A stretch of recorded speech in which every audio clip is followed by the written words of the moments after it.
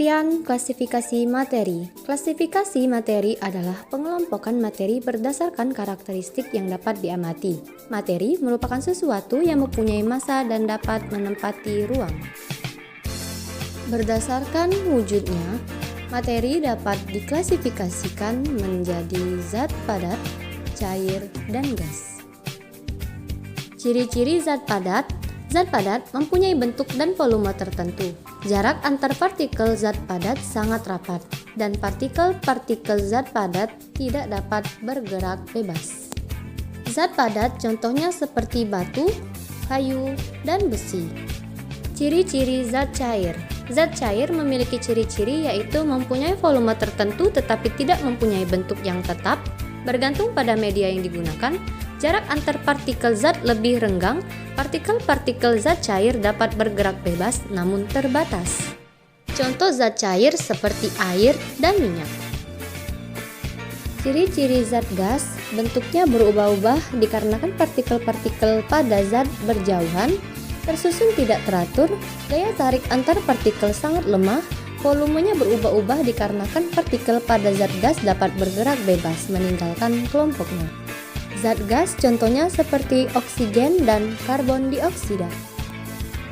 Berdasarkan susunannya, materi yang ada di alam diklasifikasikan menjadi unsur, senyawa, dan campuran. Maksudnya, suatu materi dapat berarti zat tunggal atau murni itu unsur, bisa juga terdiri dari beberapa zat atau senyawa hingga campuran. Unsur adalah zat tunggal yang tidak dapat dibagi lagi menjadi bagian yang lebih sederhana dengan proses kimia biasa dan akan tetap mempertahankan karakteristik asli dari unsur tersebut. Contoh unsur yaitu emas, timah, dan tembaga. Cara pemberian lambang unsur menurut Berzelius adalah sebagai berikut. 1. Setiap unsur dilambangkan dengan satu huruf, yaitu huruf awal dari nama latinnya. 2. Huruf awal ditulis dengan huruf kapital atau huruf besar. 3. Untuk unsur yang memiliki huruf awal sama, diberi satu huruf kecil dari nama unsur tersebut. Senyawa adalah zat tunggal atau murni yang dapat diuraikan secara kimia menjadi dua zat atau lebih. Dalam kehidupan sehari-hari, kita sering menggunakan beragam senyawa, meliputi air, gula, garam, asam, cuka, dan beberapa bahan lainnya. Dua atau lebih atom dapat bergabung melalui reaksi kimia yang membentuk molekul. Molekul merupakan bagian terkecil dari suatu senyawa.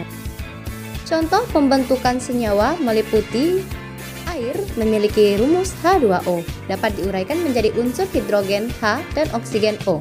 Senyawa terbentuk melalui proses pencampuran unsur secara kimia. Sifat suatu senyawa akan berbeda dengan sifat unsur-unsur penyusunnya. Misalnya, sifat air sebagai senyawa akan berbeda dengan sifat gas, hidrogen, dan oksigen sebagai penyusunnya. Campuran adalah suatu materi yang terdiri atas dua zat atau lebih yang masih mempunyai sifat zat asalnya dan tidak mempunyai komposisi yang tetap. Campuran contohnya seperti susu coklat, garam beriodium, dan tembaga.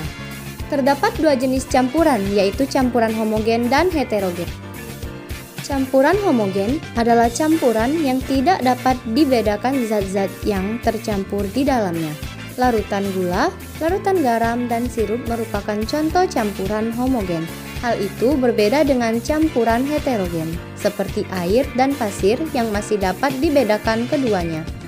Pada dasarnya, larutan yang dikenal dalam kehidupan sehari-hari dapat dikelompokkan menjadi larutan yang bersifat asam, basa, atau garam. Contoh asam adalah asam asetat, contoh basa itu sabun, dan contoh garam adalah garam. Campuran heterogen adalah campuran yang terjadi karena zat yang tidak dapat bercampur satu dengan yang lain secara sempurna, sehingga masih dapat dikenali zat penyusunnya. Berdasarkan sifat benda tersebut, perubahan suatu materi dapat berlangsung melalui dua cara, yaitu perubahan fisika dan perubahan kimia. Perbedaan perubahan fisika dan kimia adalah sebagai berikut. Pada perubahan fisika tidak terbentuk zat baru, komposisi materi tidak berubah. Pada perubahan kimia terbentuk zat baru, komposisi materi sebelum dan sesudah reaksi mengalami perubahan atau perbedaan. Contoh perubahan fisika seperti kayu berubah menjadi kursi. Air diubah menjadi es batu. Contoh perubahan kimia seperti kayu yang dibakar menjadi arang dan susu yang diubah menjadi keju. Sekian video dari saya. Terima kasih. Wassalamualaikum warahmatullahi wabarakatuh.